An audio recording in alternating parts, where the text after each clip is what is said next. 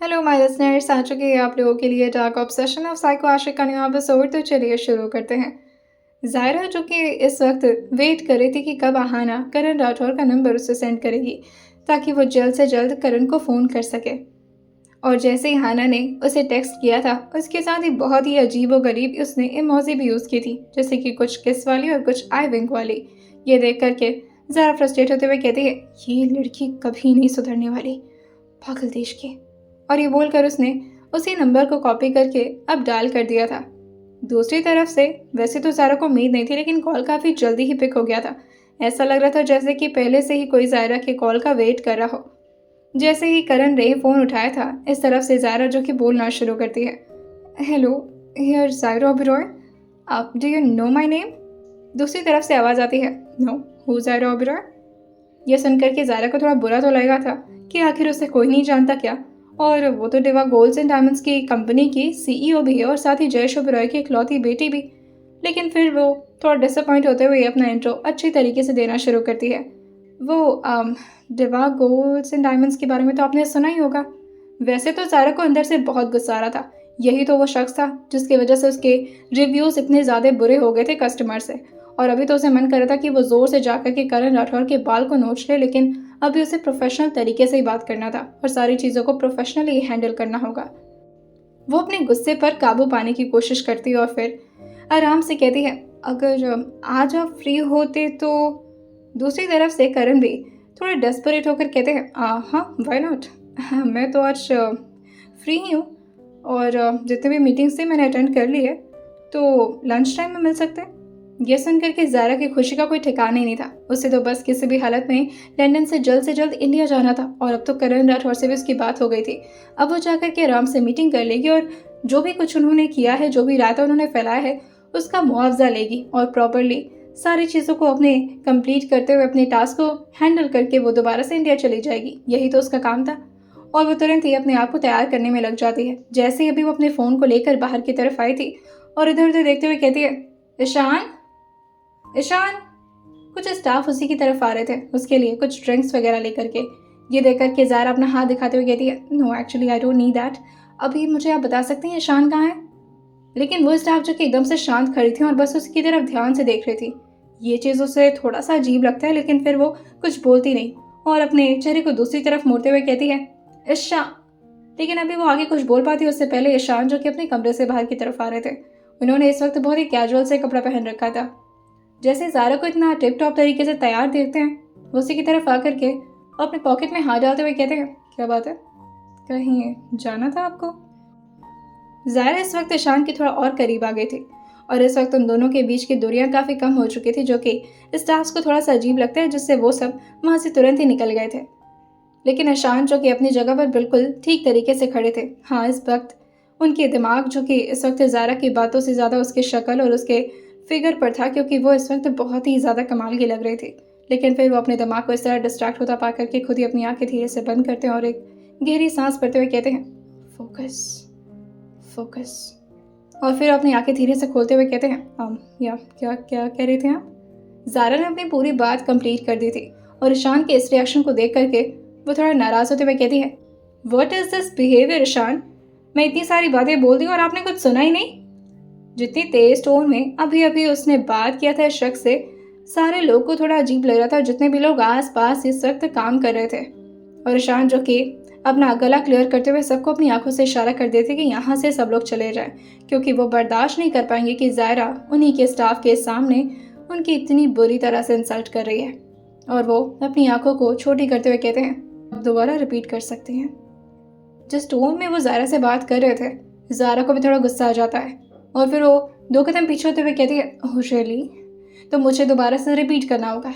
आपको पता भी है मैं यहाँ पर कितना ज़्यादा डिस्टर्ब हूँ, एक तो ये अजीब सा होटल और ये रिसोर्ट या ये जो भी है। तब ये सुन करके ईशान बहुत ही काम वॉइस में कहते हैं, इट्स अ मेंशन। ये सुन करके ज़ारा कहती है, वॉट एवर, एक्चुअली मुझे घंटा फर्क नहीं पड़ता, बट मुझे यहाँ नहीं रहना, मुझे सफोकेशन हो रही है यहाँ पर। आप प्लीज़ जल्दी से तैयार होकर आइए, मुझे करण राठौर से मिलने के लिए जाना है। जैसे ही ज़ायरा ने करण राठौर का नाम लिया था, ये सुन करके ईशान थोड़ा सा कंफ्यूज होते हुए कहते हैं, करण राठौर से आपको मिलने आज तो नहीं जाना था ना। वो तो आप परसों के। लेकिन तभी ज़ायरा कहती है मगर आज उनसे बात हो गई और वो फ्री हैं, तो मैं चाहती हूँ कि आज ये काम ख़त्म कर लें और कल डील क्रैक करके हम कल ही यहाँ से निकल जाएंगे। मुझे यहाँ पर ज़्यादा वक्त नहीं रहना, मुझे ये जगह अच्छी नहीं लग रही। एंड आई होप कि अभी आपको सब कुछ सुनाई दे दिया होगा, तो जाकर जल्दी से तैयार होकर आए। मैं ज़्यादा वक्त इंतज़ार नहीं करूँगी आपका। और ये बोल करके वो अभी सेकेंड फ्लोर के इस वक्त रेलिंग पर आकर के टिक गई थी। उसके इस टोन को सुन करके सारे लोग अपनी भौं में चढ़ा लिए थे और उसको देख करके ऐसा बिहेव करते थे जैसे कि वो तो कहीं की महारानी हो। और ऑब्वियसली कोई महारानी होती जो इस तरह से ईशान के साथ बात कर रही होती, ऐसा उन स्टाफ को लगता है। लेकिन इस वक्त ईशान काफ़ी गुस्से में अपने दरवाजे को बंद किए थे और गुस्से में अपने फ़ोन को उठाते हुए कहते हैं, बहुत फ्री हो रखे हो तुम। तुम्हारी हिम्मत कैसे हुई बिना मुझसे पूछे मीटिंग अटेंड करने के बारे में सोचने की। और ये बोलकर वो किसी को कॉल लगा दिए थे और दूसरी तरफ से कॉल फिर से बहुत जल्दी पिक हो जाता है। ये दूसरी तरफ वाला शख्स कोई और नहीं बल्कि करण राठौर ही था। दूसरी तरफ से आवाज़ आती है, हाँ बॉस, क्या हुआ? ईशान जो अपने चेहरे पर एक हल्की से स्माइल लेते हुए खुद को इस वक्त शीशे में देख करके आराम से सोफा पर बैठते हुए कहते हैं, मिस्टर करण राठौर, आपको किसने बोला कि आज आप फ्री हैं? यह सुनकर करण कहते हैं, आज मुझे कोई काम नहीं था इसलिए मैंने सोचा कि हाँ वो तुम्हारी वो क्या नाम था, ज़ायरा ओबेरॉय, वो मुझसे मिलना चाहती है और उसने कहा कि वो लंदन तक आ गई मुझसे मिलने के लिए। अब तुम्हारे कहने पर मैं लंदन से इंडिया नहीं गया क्योंकि तुम नहीं चाहते थे, और अगर अब वो खुद ही लंदन आ गई है मिलने के लिए तो इतना भी नहीं तड़पाना चाहता मैं उसे। वैसे भी दिखने में तो काफ़ी सही, लेकिन ये सारी बातें ईशान जो कि अपनी मुट्ठी बहुत ही कस के बंद करते हुए अपनी आंखें छोटी करते हुए जो कि ऑलमोस्ट काफ़ी हद तक लाल हो गई थी, और करण राठौर की बातें और ज़्यादा उनके गुस्से को ट्रिगर कर रही थी, लेकिन फिर भी वो बस सुने जा रहे थे। लेकिन अब और ज़्यादा उनसे बर्दाश्त नहीं होता जैसे ही करण ने ज़ारा की तारीफ करना शुरू किया था। वो एकदम से उसे शांत करते हुए कहते हैं, जस्ट इनफ। और हाँ, तुम फ्री नहीं हो, मेरे पास तुम्हारे लिए और भी बहुत सारे काम हैं। अगर तुम्हारा काम खत्म हो गया तो तुम मेरा काम करोगे। सोचा भी कैसे कि तुम ज़ायरा से मिलने वाले हो? अगर मुझे उससे तुम तक पहुंचाना ही होता तो तुम्हें इंडिया बुला लेता। मुझे इतना सारा ड्रामा करने की ज़रूरत ही क्या थी? और ज़ायरा ओबेरॉय ट्रैप्ड है मेरे ट्रैप में, उसे कोई बाहर नहीं निकाल सकता। और अगर तुम ऐसा कुछ करने के बारे में सोच भी रहे हो ना, तो just get the hell out of my team, क्योंकि मुझे अपनी प्लानिंग में कोई डिस्टर्बेंस नहीं चाहिए किसी की भी वजह से। I hope you got it. और अब तुम फ्री नहीं हो, बात खत्म। उसे बताओ ताकि वो बाहर निकलने के बारे में सोचना छोड़ दे। और ये बोल करके वो फ़ोन तो काटे थे लेकिन उसके साथ ही बहुत बुरी तरह से उसे ज़मीन पर पटक दिए थे। ये टाइल्स या फिर कोई नॉर्मल फर्श नहीं था, ये पूरी तरह से वुड का बना हुआ फ्लोर था, जिसकी वजह से उनका फ़ोन जो कि बिल्कुल भी हार्म नहीं हुआ था। लेकिन हाँ, वो फ़ोन तुरंत ही स्विच ऑफ हो जाता है थी। और इस वक्त ज़ारा जो कि बाहर की तरफ वेट कर रही थी और धीरे से नॉक करते हुए कहती है, अभी तक तैयार नहीं हुए आप? कितना टाइम लगता है आपको तैयार होने में?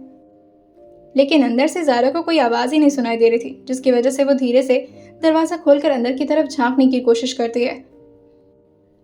लेकिन झांकने का भी कोई फ़ायदा नहीं था क्योंकि अभी भी अंदर उसे कुछ भी नज़र नहीं आ रहा था, और इसी वजह से वो दरवाज़ा पूरी तरह से खोल करके अंदर की तरफ ही आ चुकी थी।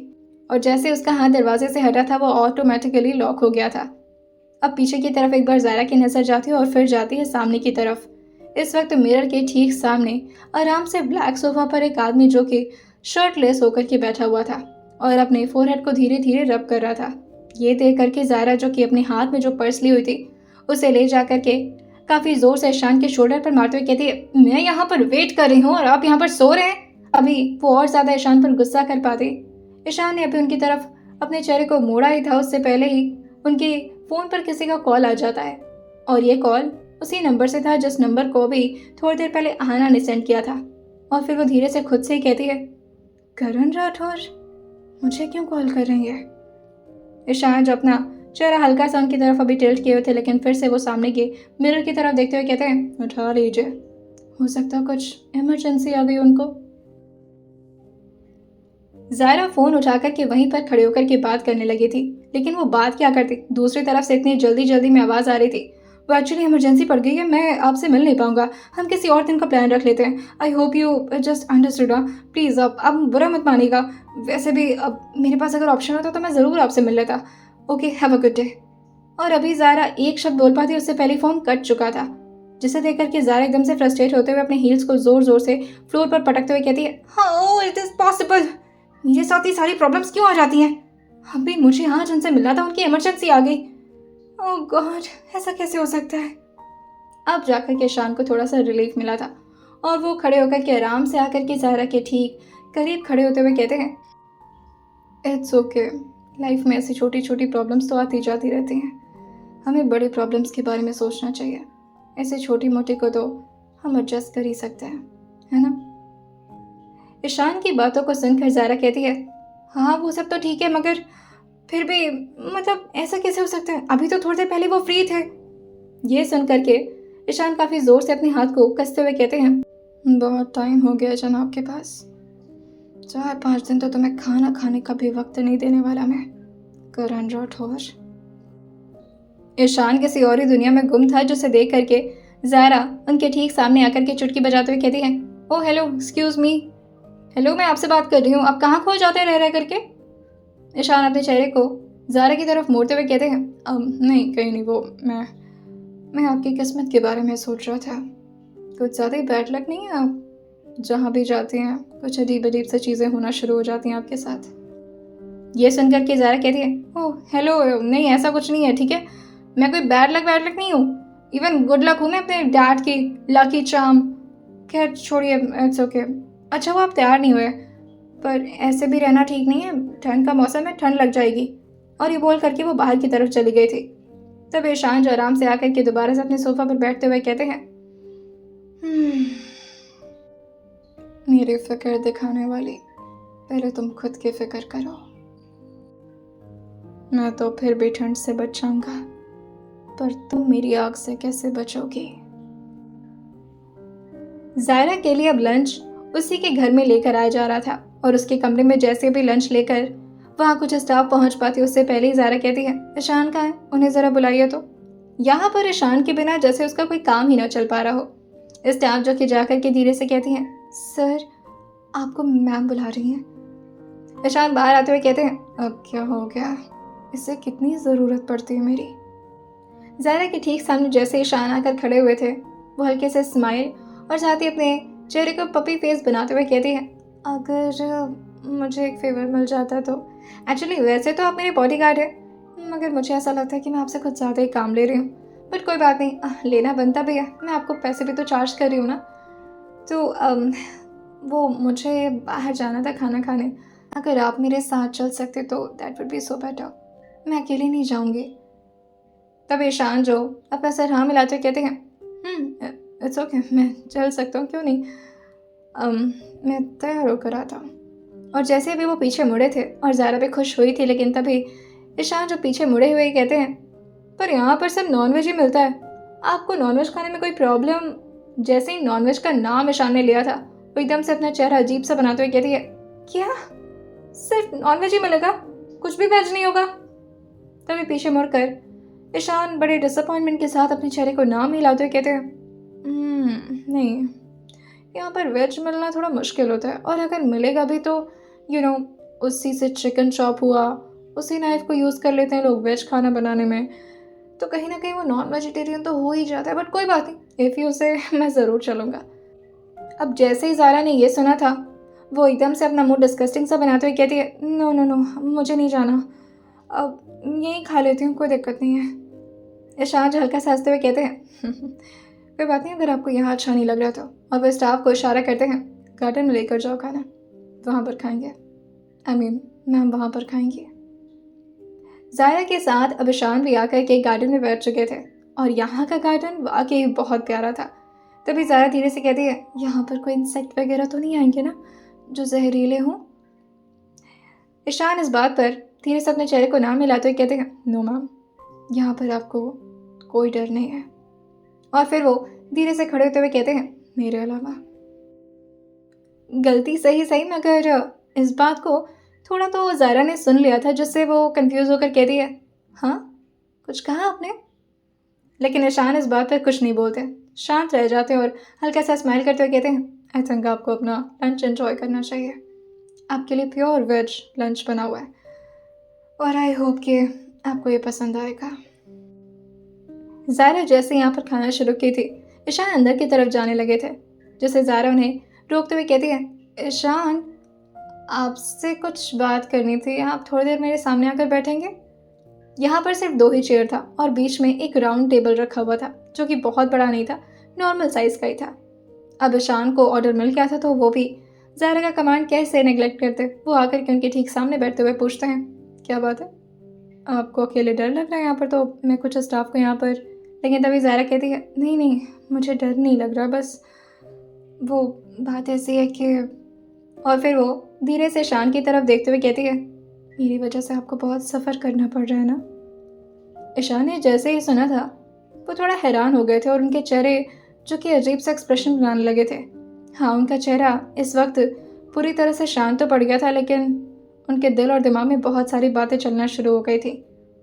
तभी धीरे से ज़ारा अपने हाथों को बढ़ा करके ईशान के हाथों पर रखते हुए कहती है, मैं नहीं चाहती कि अगर मेरी जान को खतरा हो तो उसमें आपको कोई प्रॉब्लम हो।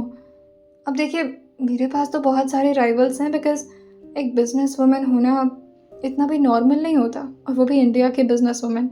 आपको तो पता है ना, इंडिया में मर्दों को कितनी प्रॉब्लम होती है कि एक औरत आगे बढ़ रही है, उसे किसी तरह से बस नीचे खींच करके गिरा दें। और इस वजह से मुझे लगता है कि यहाँ पर भी मेरे बहुत सारे दुश्मन हो सकते हैं, और अगर अगर मेरी वजह से आपके जान को कोई भी खतरा हुआ तो ये तो मेरे लिए बहुत शर्मनाक बात होगी।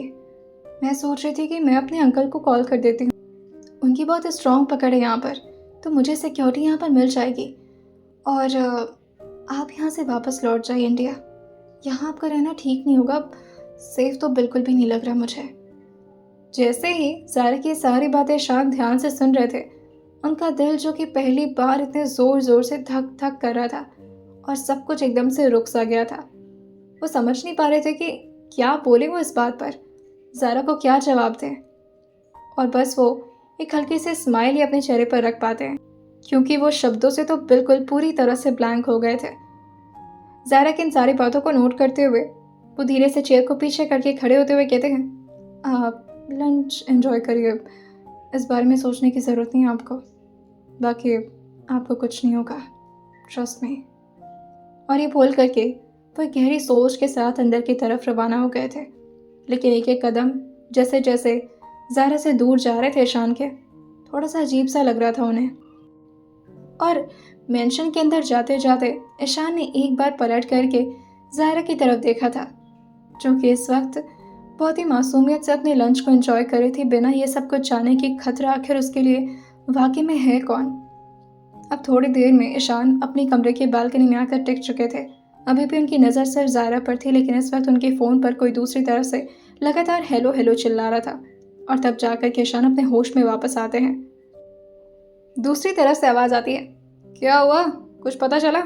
माने क्या नहीं वो? और यशु का क्या करना है, उसे बता दूं मैं? लेकिन इन सारी बातों का जवाब वो बस ना करके दिए थे, और इसके अलावा वो कुछ बोलते ही नहीं। तभी दूसरी तरफ से आवाज़ आती है, हे, आर यू ओके ना? मैं तुझसे बात कर रहा हूँ ब्रो। देख, तेरे कहने पर तो मैंने मीटिंग भी कैंसिल कर दी। ज़ारा, ब्रो, ऐसे अच्छा मौका था मिलने का, मगर तेरी वजह से गंवा दिया वो भी। खैर कोई बात नहीं, उनसे तो दोबारा भी मिल लूँगा, बट अभी क्या करना है, कुछ बात हुई? तभी ईशान जो कि आगे की तरफ हल्का सा टिकते हुए कहते हैं, मैं उसे हर्ट नहीं करना चाहता, मैं चाहता हूँ कि उसे खुद सच पता चले। वो मुझ पर बहुत ज़्यादा ट्रस्ट करती है, और इस तरह किसी का विश्वास तोड़ना, यार मैं सही तो कर रहा हूँ ना? दूसरी तरफ से आवाज़ आती है, देख तू कर तो सही रहा है, मगर तेरा तरीका मुझे ठीक नहीं लग रहा। लेकिन अब कोई बात नहीं, अब इतना कुछ कर ही दिया है तो थोड़ा और ड्रामा सही। और वैसे भी तुझे कौन सा उसे हर्ट करना है, और कहीं ना कहीं हो सकता हो तेरी डेस्टिनी कुछ यूं ही लिखी गई हो उसी के साथ। देख, मैं इसमें कुछ कहना नहीं चाहूँगा, मगर जो भी करना है जल्दी कर।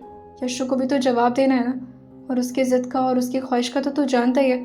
ये एक ज़िद पकड़ लिया बस, उसके बाद से उसकी ज़िद तब तक नहीं बदलेगी जब तक वो पहली वाली पूरी ना कर दे। तो अब तूने वादा किया है तो निभाना तो पड़ेगा डूड, पीछे नहीं हट सकता तू, वरना यशु मेरा और तेरा दोनों का सर खा जाएगा।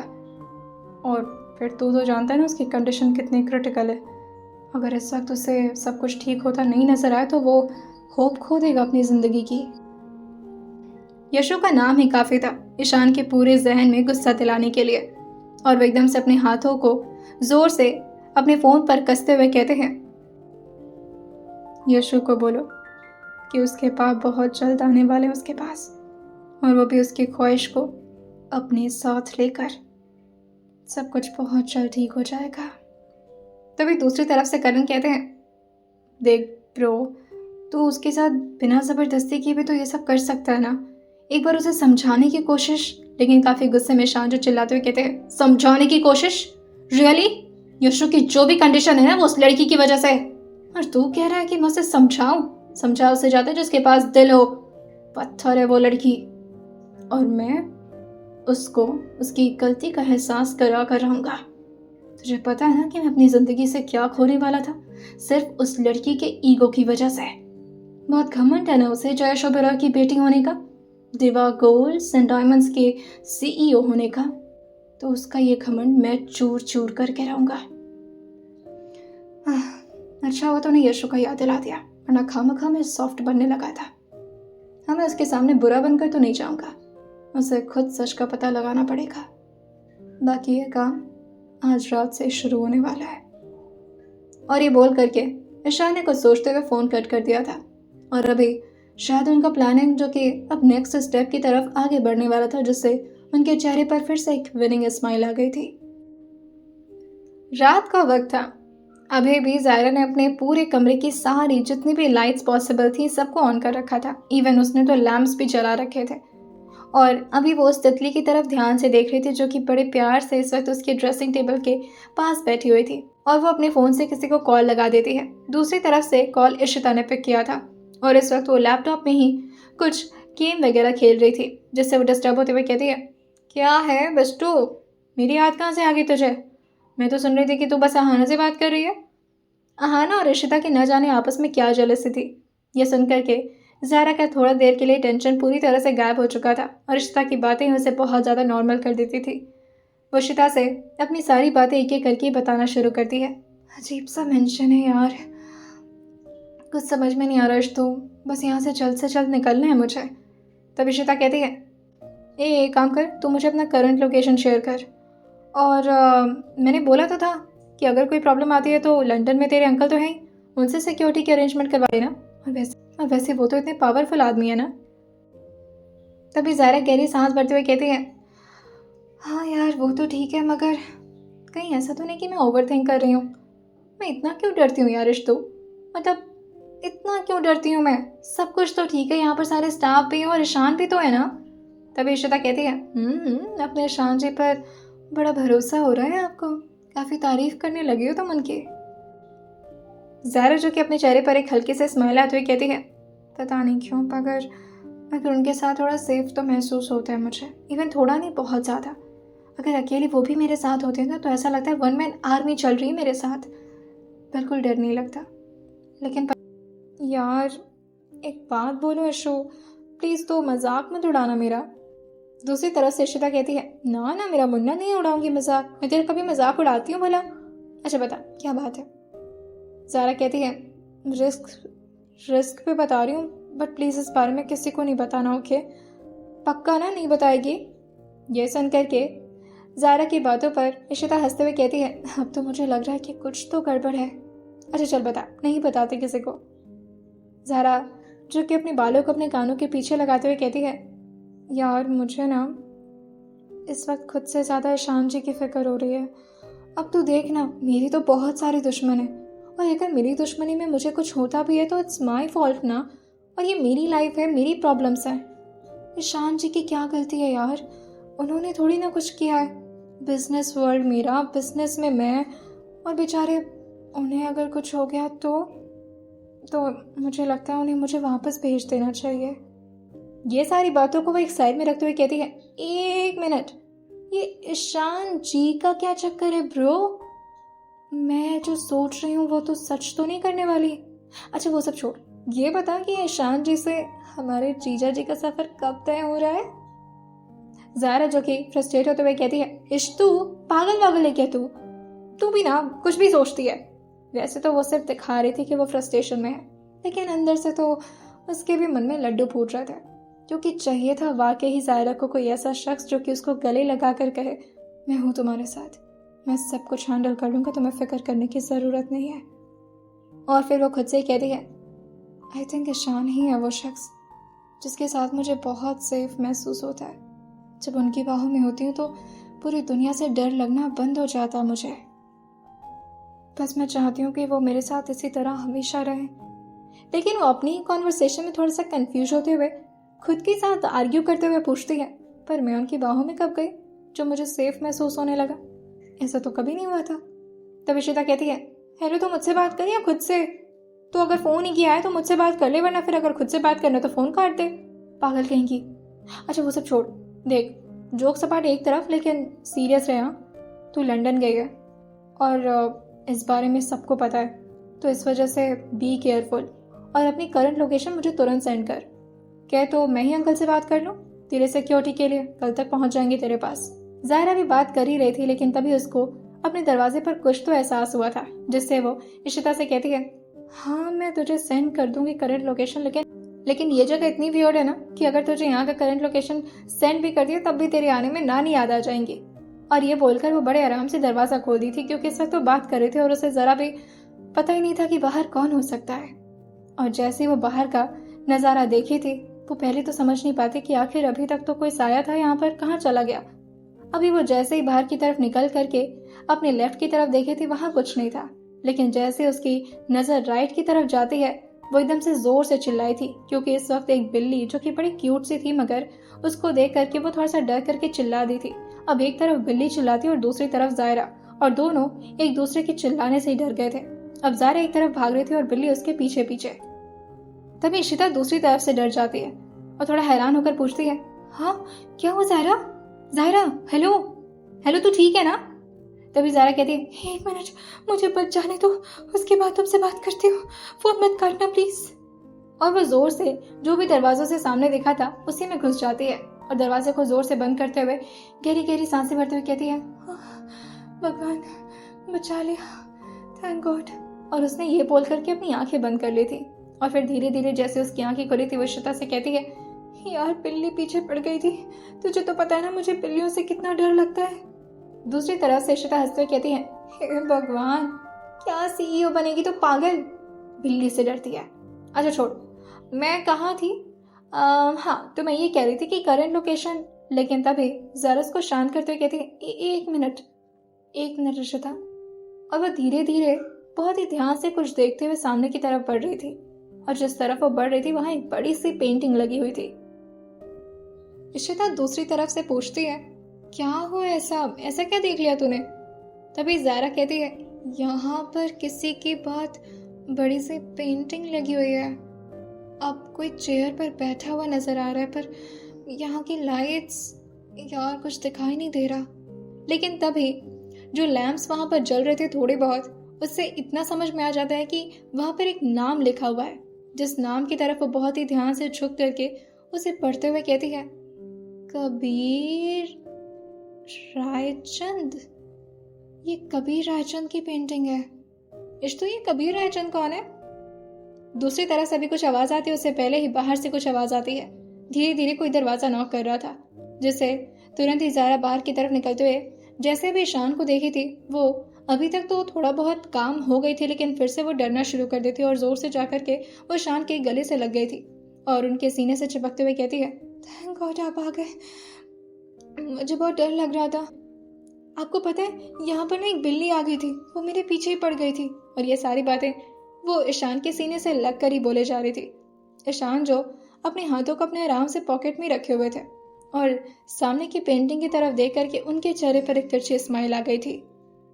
और ज़ायरा की सारी बातों को एक तरफ इग्नोर करते हुए वो खुद से कहते हैं, तो आखिर में आपने नाम देख ही लिया। लगातार ज़ायरा हाँफते हाँफते बोल ही जा रही थी। दूसरी तरफ से इशिता कहती है, नौटंकी कहेंगे, मैं फ़ोन रख रही हूँ। हाँ, इशिता ने तो वैसे ही अपने कानों से फ़ोन हटा रखा था, लेकिन इशिता के दिमाग में कबीर रायचंद वाला बात थोड़ा सा अटक सा गया था। लेकिन अभी वो बिना ज़ायरा के परमिशन के कुछ भी इस बार में नहीं करना चाहती थी, जिससे वो भी गेम खेलना शुरू कर देती है और थोड़ा थोड़ा स्माइल भी करना शुरू कर दी थी, क्योंकि जो भी कुछ इस वक्त ईशान और ज़ायरा के बीच हो रहा था वो अपने दिमाग में इमेजिन करते हुए खुद से ही बड़बड़ाना शुरू कर देती है।